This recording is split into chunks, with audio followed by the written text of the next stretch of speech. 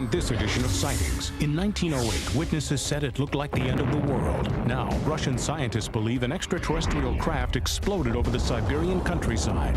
Then, did a grisly supernatural force cause these bizarre deaths? Within an inch or two of the body, there is virtually no fire damage at all.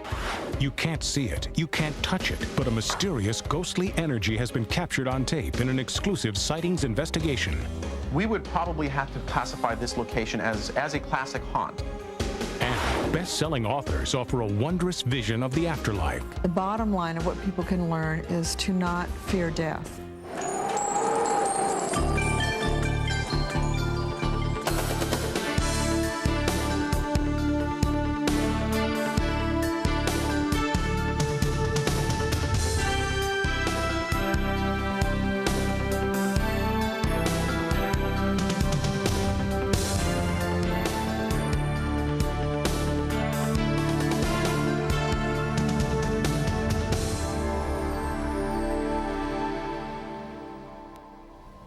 Welcome to Sightings. I'm Tim White. One summer day in 1908, in a remote region of Siberia called Tunguska, 800 square miles of virgin forest were flattened in an instant. The explosion had the power of 2,000 nuclear bombs and sent pressure waves around the planet twice. Few people outside Russia have been allowed to investigate Tunguska, but now our Sightings team has been granted unprecedented access. What they've found is evidence of an otherworldly power that could strike again. Imagine a 10-megaton bomb with 2,000 times the power that destroyed Hiroshima. Imagine feeling the shock waves from that explosion halfway across the globe, and then the next day feeling them again. Imagine devastation so widespread it would have consumed all of New York City in less than a minute. Now, know that it all happened in 1908. Tsar Nicholas II ruled Imperial Russia. World War I was still to be fought, and nuclear weapons weren't even a dream. And yet the explosion that decimated the remote Tunguska region of Siberia resembled a nuclear blast in a number of uncanny ways. Some scientists insist the nightmare of destruction was the result of a comet that exploded above Earth. But other experts believe that an extraterrestrial craft from an advanced civilization is somehow responsible. For 86 years, the debate has continued, but there is still no consensus. Comet theorists need a crater. Ufologists need just one shred of physical evidence. But whether the Tunguska blast was a comet, meteor, or an alien craft, scientists are worried. Will it happen again somewhere else? How do we prepare for a cataclysmic event like this when we don't understand its origins? Professor Nikolai Vasilyev is a renowned Russian scientist who has made more than 30 trips to the epicenter. This isn't Russia's problem. Tunguska affects the whole world and all of the mankind. It doesn't pose a great danger only to Russia, but rather for mankind as a whole. This isn't a fictional tale, nor flight of fancy. I base my opinions on facts obtained from my work on Tunguska problems. I don't want to scare our viewing audience. The situation is to a great extent ambiguous and highly serious. Recently, the Shoemaker-Levy 9 comet made a crater on Jupiter the size of Earth. 50,000 years ago, a meteorite did this in Arizona. In Tunguska, whatever happened in 1908 only did this. No crater has ever been found. Moscow was the first stop for our Sightings investigative team. There, we met the scientists who support the party line. Although they cannot explain why there is no crater at the blast site, they still insist it was a comet that hit Tunguska. I am a staunch supporter of the comet hypothesis, and I think that there is no serious proof to refute it. It does have several problems. As a geochemist, Professor Kolesnikov is trying to solve these problems using existing theories. He admits he isn't getting any closer to a definitive answer. Instead, there are just more unanswered questions. There was mutation. We are researching this.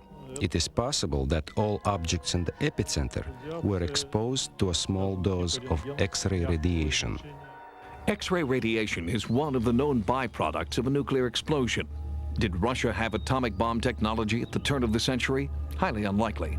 Who then had the technology to create this kind of devastation? From Moscow, we flew 1,900 miles into the heart of the mystery, into Tunguska itself, a journey no American television crew has ever attempted. After a 6-kilometer hike, our team reached what is believed to be ground zero. This rock was placed here by one of the early Tunguska expeditions in 1928. Our guide in Tunguska was Vitaly Voronov, a Siberian native whose ties to the areas date back 3 centuries. He has collected an oral history of the Tunguska explosion. Voronov is a vital link to those who actually witnessed the cataclysm that must have seemed like the end of the world. One eyewitness told me he was riding a stallion when he heard what sounded like cannon shots. When he looked up, he saw a body glowing like the sun. It began declining towards the horizon for maybe 15 or 20 seconds. There were many small explosions on the object. It ended with one heavy explosion. The force of the explosion was so strong, the man and the horse were knocked to the ground 15 miles away. Sightings also heard the retelling of a first-hand account of the explosion. A local spiritual leader, a shaman, said as a young boy he was running away from the blast when he saw something fly out of the epicenter. A cylinder with sparks shooting out of it. The cylinder flew over the shaman's head and into outer space. Could this cylinder have caused the blast? Yuri Lovbein believes he has found evidence to support the theory that Tunguska was the site of an alien encounter gone awry. He has unearthed masses of anomalous matter. In the beginning, we found small fragments buried deep in the earth. But there was nothing on the surface, no fragments at all. All trees collapsed, and over many years, everything went underground. Chemical analysis reveals that these rock-like fragments have a silicon coating, the same kind of material used as heat shielding on our space shuttles. Lovbein believes these large masses are actually exploded fragments from the exterior of a UFO. It is possible that this could be a ship from another planet, an intergalactical ship which was riveted with silicon. And we found its thick-walled casing, used to protect the craft from the high temperatures of the stars. Lovbein's most intriguing piece of evidence, however, was not found at the crash site. It was discovered months later, embedded in one of the fragments. I took pincers and extracted this object. Here it is. It was surrounded by crystal light, transparent and non-transparent particles.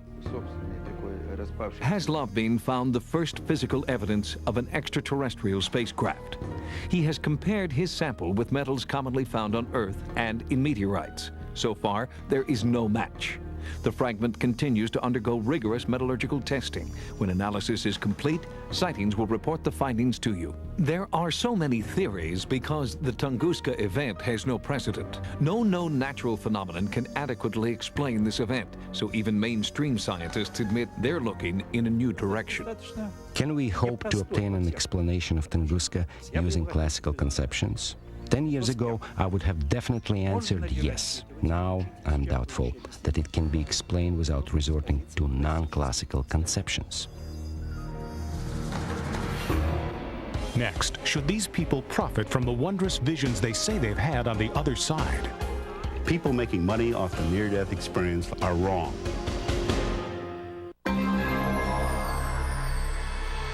In 1961, a controversial little book by Jessica Mitford called The American Way of Death sent shockwaves across America.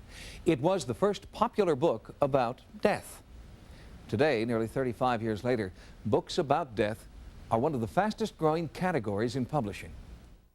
My name is Daniel Brinkley. I have a book on the New York Times bestseller list called Saved by the Light.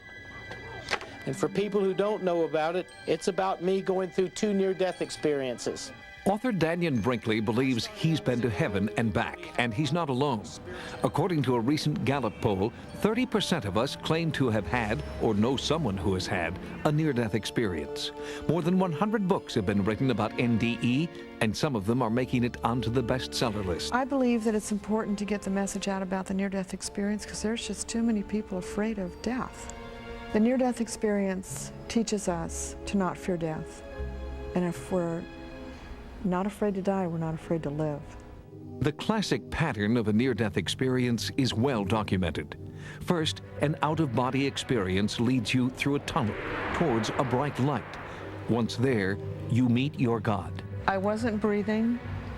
I had no pulse or known cardiac activity for between 20 minutes and an hour and a half. You're helpless. You feel helpless. For the first time in your life, you're totally helpless. Then I felt a tremendous sinking sensation, and then I came out of my chest and rose up to the ceiling, and I could look down and see my body lying there on the bed. And rapidly, I'm pulled out of my body and right into a dark, totally dark tunnel with a sensation of speed, rapid speed. I saw a pinpoint of light in this blackness, and I was attracted to it. So I turned and I began to travel very rapidly towards that bright light. I was part of the light, and the light was part of me. It was not painful. It was absolutely wonderful. And I was able to ask thousands of questions, millions of questions, and have every one of my questions answered. Then to my right came a being of light. And this being was there to witness or be with me. I had a panoramic review of my life. I felt every emotion, everything I'd ever done, every word I'd ever said, and every experience I'd ever had with anyone that I'd ever come in contact with. After I went through my life review, I was told that I had not completed my time on Earth, that it was really necessary for me to return and to do that. When I re-entered my body, it was like I'd been in a car crash. I crashed back in. It was a jolt that I felt right down to the fiber of my spine. 13 million Americans have had some type of near-death experience. I'm just one of them. Brinkley's cashing in on his near-death experience.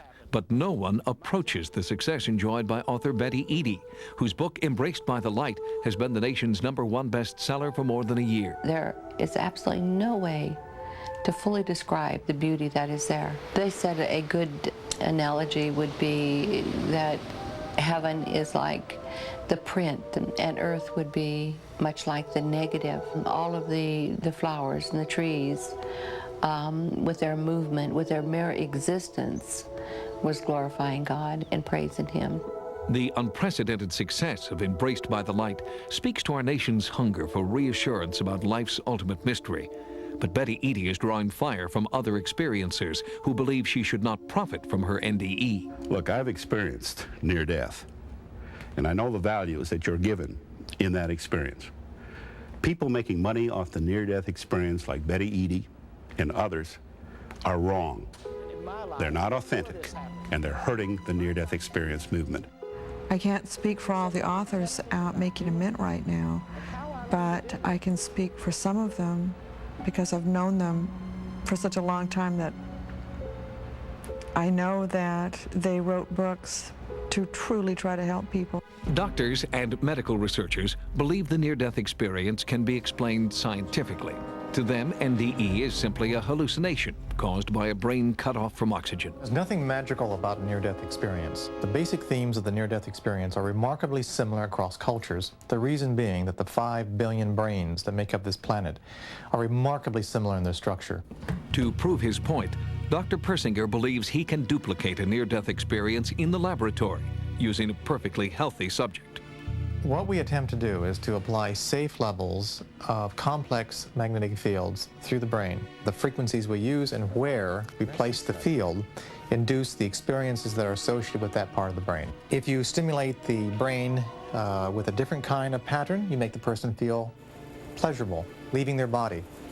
In fact, the most common experiences in the chamber are feeling detached, feeling floating, feeling as if there's a sense of a presence. I believe, along with skeptics, that our brain is related to this experience, but there are things that happen in a near-death experience that have yet to be explained by the brain. Even though you might get a doctor to explain to me my body, they cannot explain to me my spirit. Their explanations for what happens to a near-death experiencer is simply weak.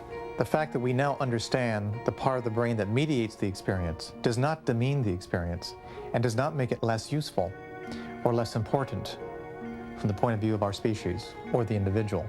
Whether near-death experience is physical or metaphysical may be beside the point. People who claim to have seen what's behind death's door are finding an audience.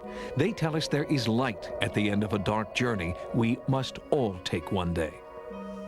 People are buying these books because these are the substitutes, powerful substitutes for traditional religious beliefs that no longer work. Death is the last great mystery. And as we start to look at the near-death experience, we have at least a basis by which to view the way we leave this earth. For one thing that most of us come back with is we're not afraid to die. And more importantly, we're not afraid to live. The author of Embracing the Light, Betty Eady, has not been forthcoming about the medical details of her near-death experience. Her secrecy frustrates researchers who are looking for cases of near-death experience that can be scientifically substantiated. Next, a bizarre phenomenon defies explanation, yet people continue to die. Skin, muscle and bone had been turned into a fine white ash. For more than 300 years, there have been strange reports of people who were found dead, reduced to ash, while everything around them remains unburned. It's called spontaneous human combustion, but that popular term is kind of a misnomer. In this phenomenon, people don't suddenly burst into flame. Instead, they appear to have been slowly devoured by intense heat from the inside out. Some researchers and fire officials believe that these are the victims of the strange, misunderstood phenomenon known as spontaneous human combustion, or SHC.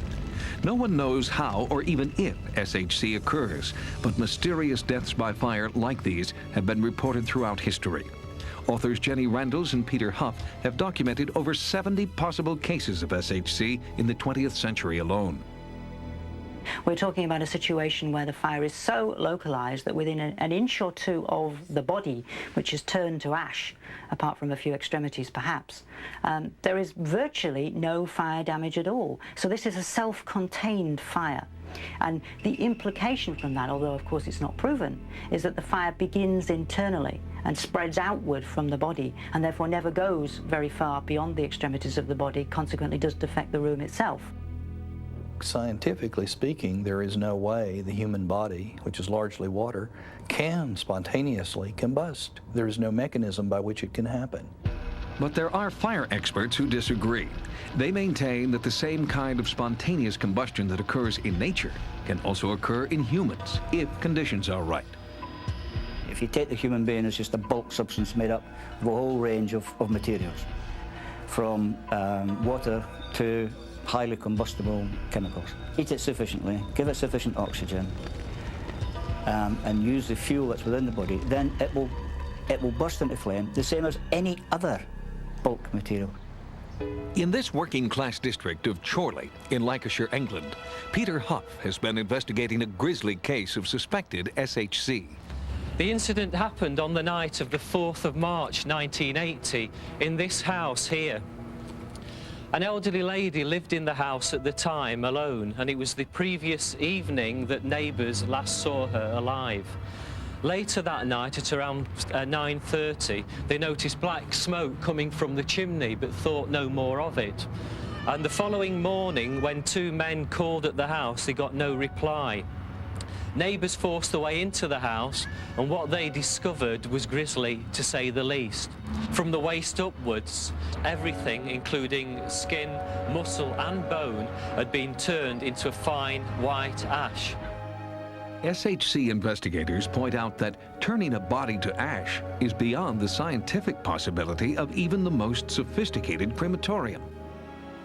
In my time working here as a cremationist, I've never seen a body that has been cremated to nothing. There has always been skeletal remains left over. Even at 1100 degrees Fahrenheit, human bones cannot be reduced to ash. They have to be pulverized with heavy grinding stones before they can be placed inside an urn. So if a body was reduced to ash in a fire, it would be a mystery to me in how that occurred. Comparisons to crematorium are false comparisons. It's like comparing a piece of wood that you've set on fire with a match to a piece of wood that you put in the oven and baked. You may have to bake it at a very high temperature to have any effect on that wood. But baking and actual fire burning are very different phenomena, and so there's no comparison. Another baffling element common to most cases is the fact that highly flammable objects like furnishings, pillows, and carpets near the body don't burn. This is really remarkable. One would think that a fire, a normal fire of the order which would be necessary to burn a human body at all, would have also have set the room ablaze.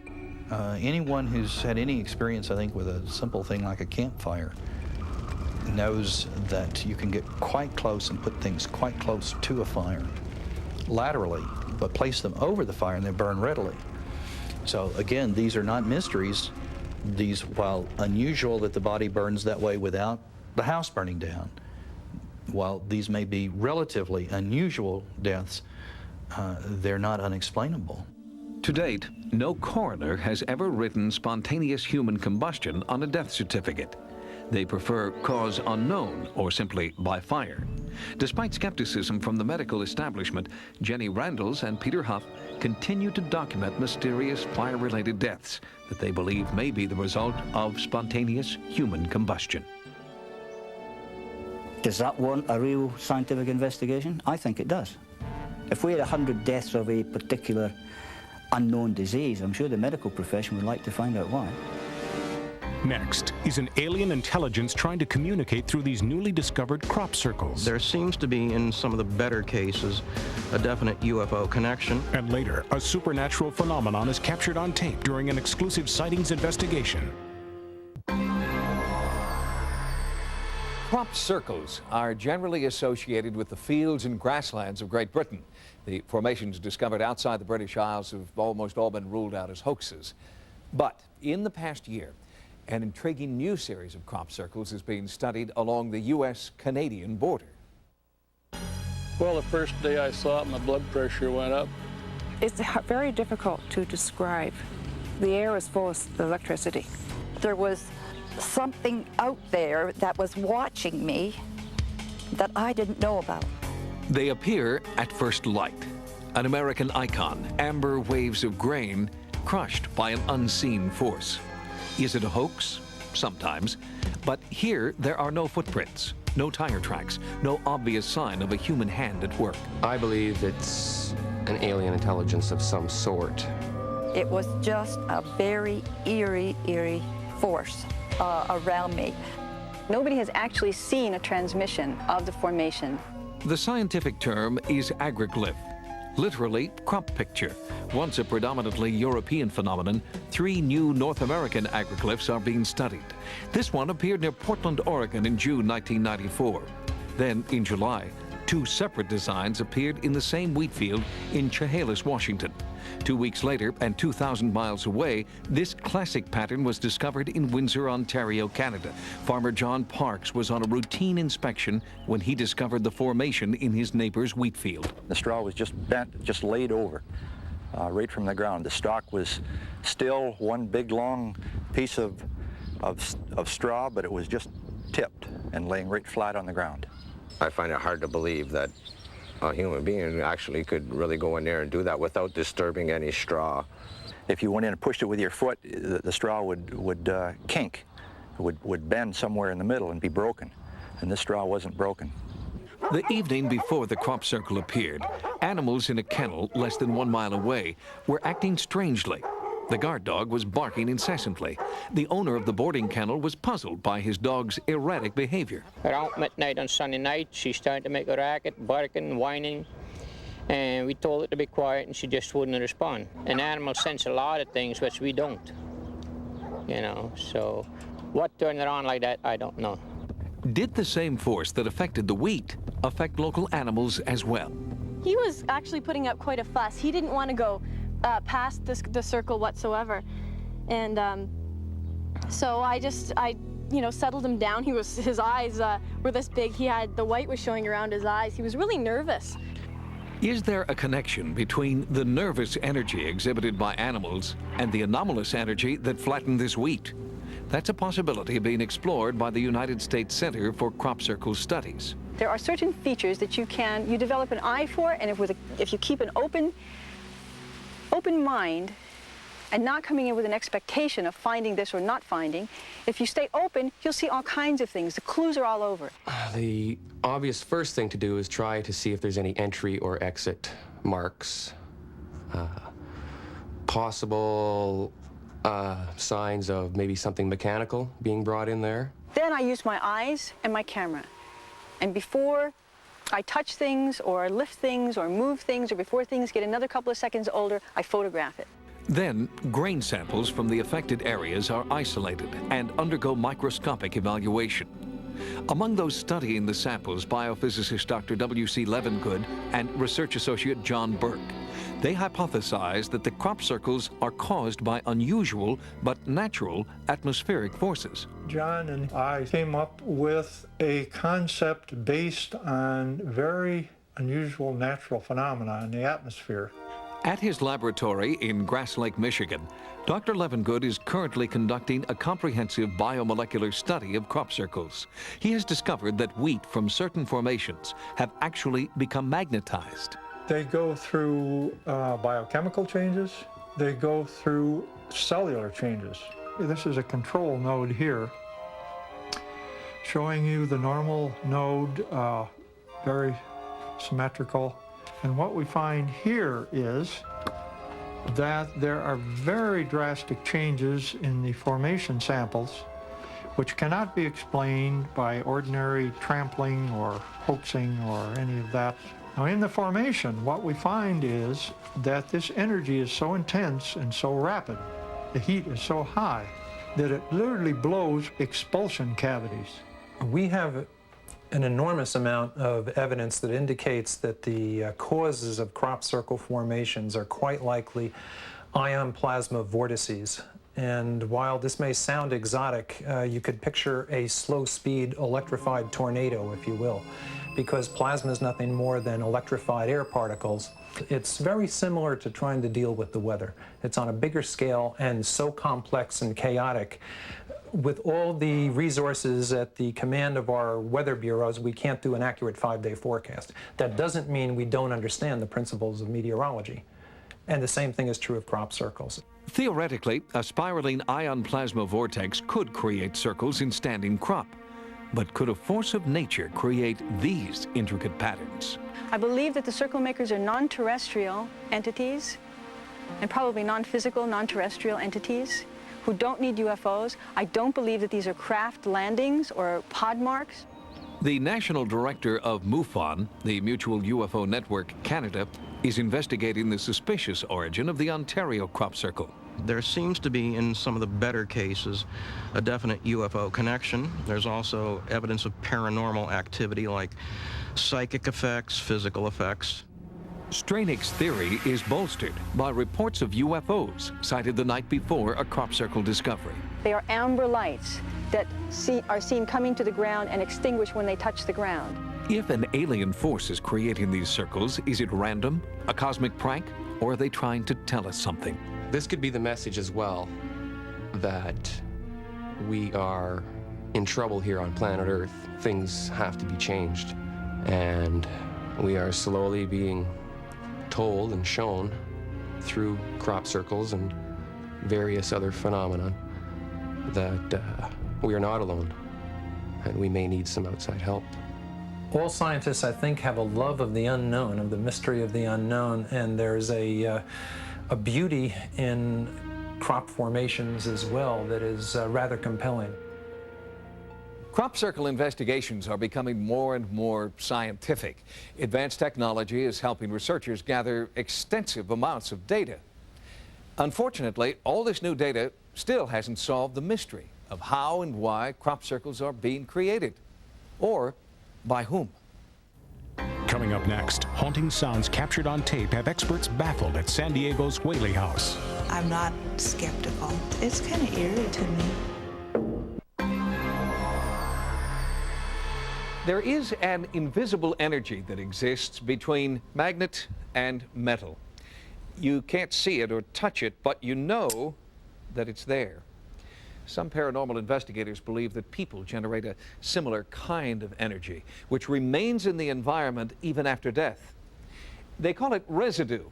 These investigators suggest that what many people experience as a haunting may actually be their ability to feel, hear, or even see the existence of this spiritual residue.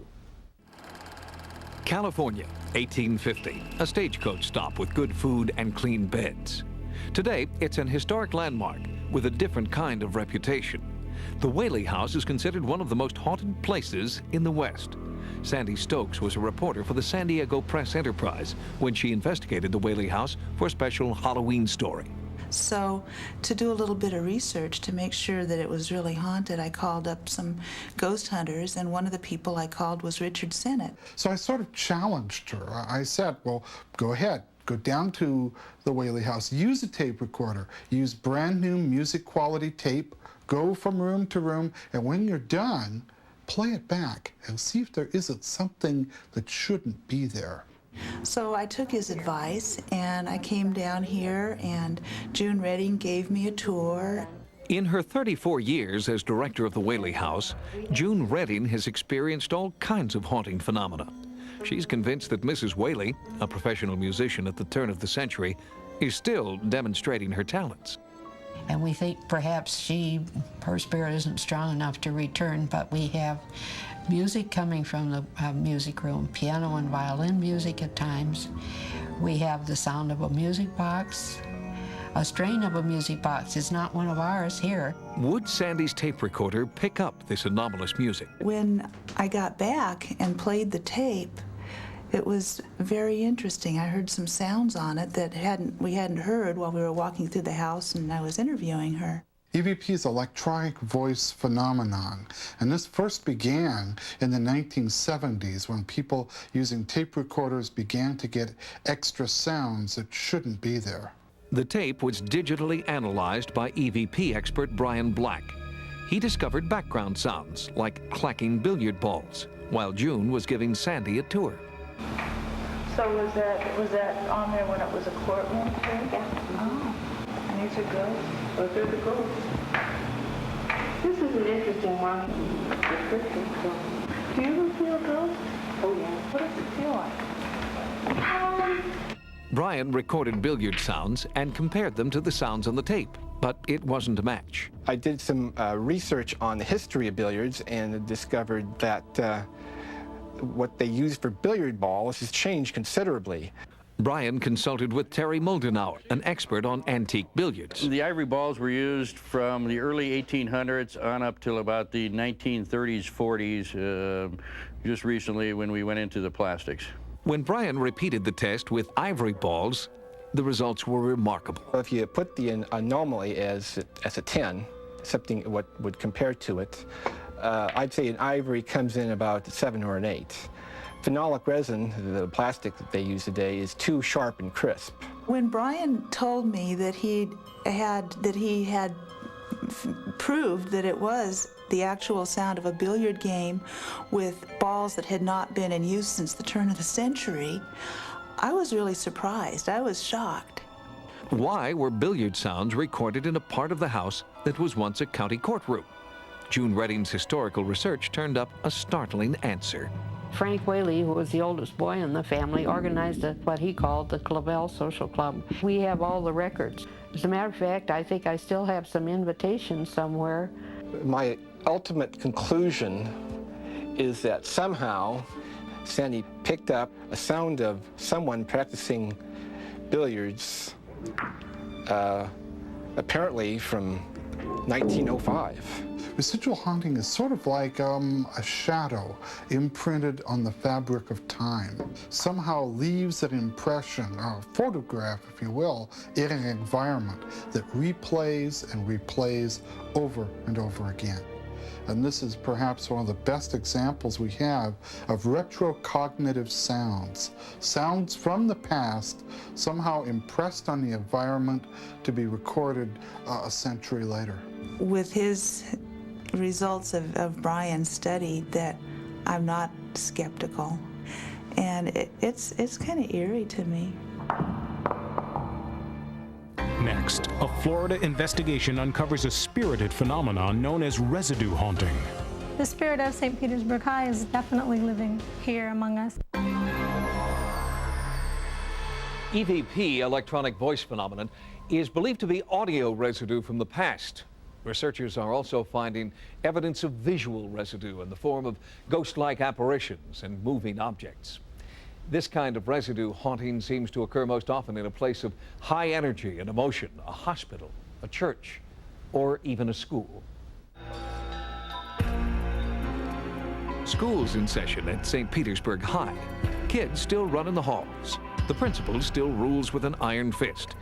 Only trouble is, St. Petersburg High has been closed since 1926. The spirit of St. Petersburg High is definitely living here among us. Today, St. Petersburg High School has been converted into luxury condominiums. The old school rooms and hallways where teenagers of a distant past once dreamed of the future are gone. But people who live here now still see, hear, and feel echoes from the past. A lot of people hear giggling and laughing in the hallways. People hear kids running down the hallways. I witnessed probably the most spectacular, brightest white light I have ever seen in my entire life. We've had lights go on and off in the middle of the night for no reason, and we've had a couple nights where we heard, big band music. Have the students and teachers of yesteryear left an indelible metaphysical imprint on this historic building? Sightings called in Christopher Chacon and a team from the Office of Scientific Investigation and Research to interview the witnesses and stake out the interior with an array of state-of-the-art technology. The goal was to determine if Old St. Pete High is the site of what ghost experts refer to as residue haunting. It would be possible that the children who went to school here may have in fact left some type of impression behind. Among their instruments, this heat-sensitive imaging system called thermovision. It was this equipment that Chacon believes enabled his team to capture ghostly footprints on an earlier expedition.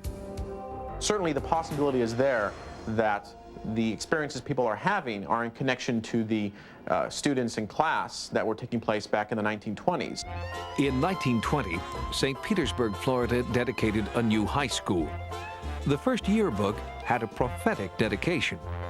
That the soul and spirit of the whole school could perhaps stay on for years to come, and which is in fact what could have happened here. St. Petersburg High was a jewel in the city's crown. In 1920, St. Pete's first class president was A.B. Fogarty. Today, he's one of the school's oldest living graduates. When I picture the school, well, I see a large, airy, well-lit building with wide halls, a nice auditorium, people busy going to and fro to their different duties. And they had time to stop and talk to each other in those days. St. Petersburg boomed so quickly that by 1926, the charming brick high school was too small. A larger school was built and Old St. Pete was abandoned. It had a variety of tenants over the next 60 years until it was converted into condos. When the new residents moved in, they felt an eerie sense that they were not alone. You feel like you're living in someone else's space, and you have the feeling that you should respect it.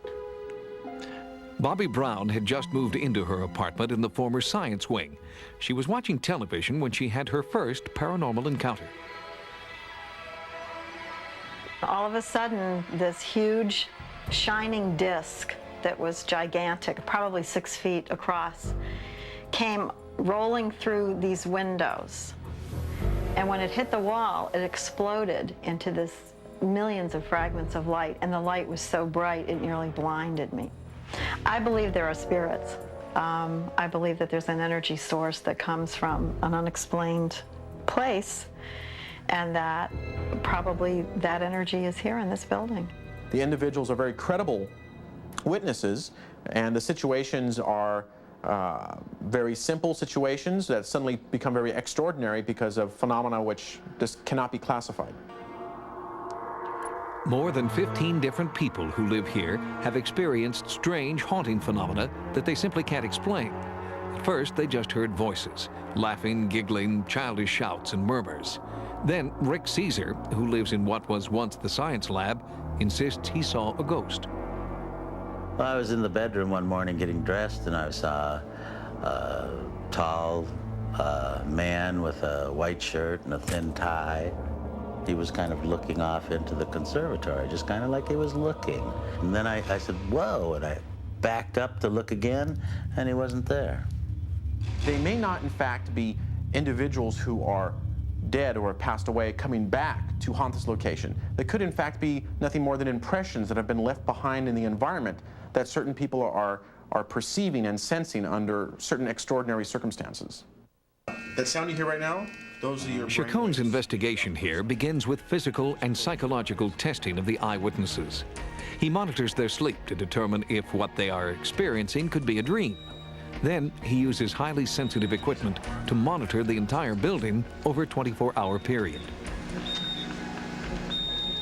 Thermal vision allows us to visually record and document an environment in temperature variations.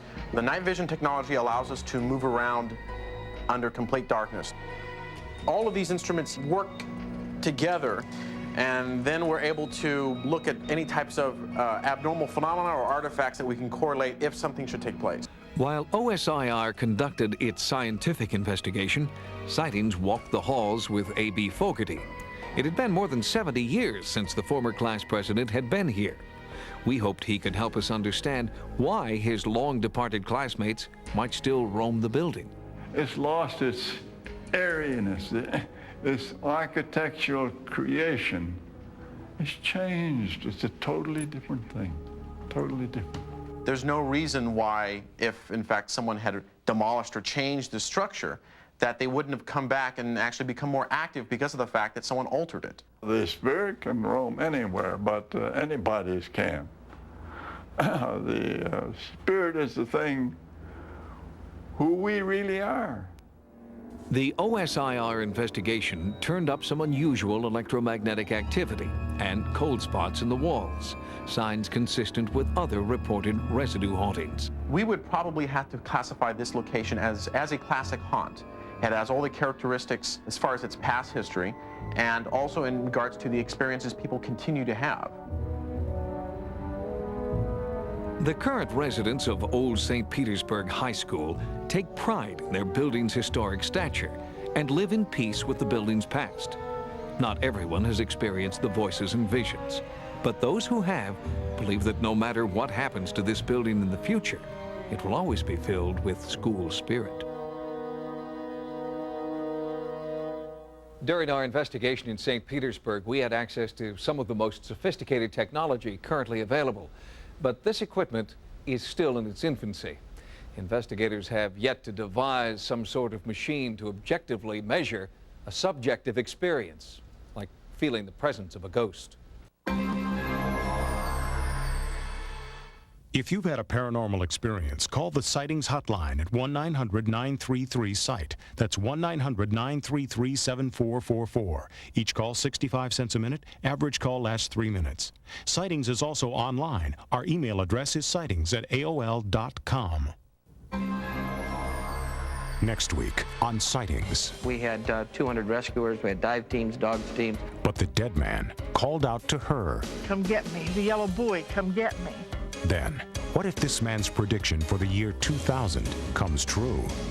And new evidence in this UFO sighting, is it real? And this boy's remarkable story of a miracle in medicine.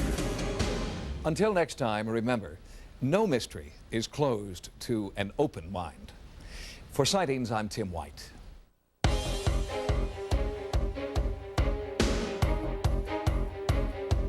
Next on Sci-Fi, The Sentinel.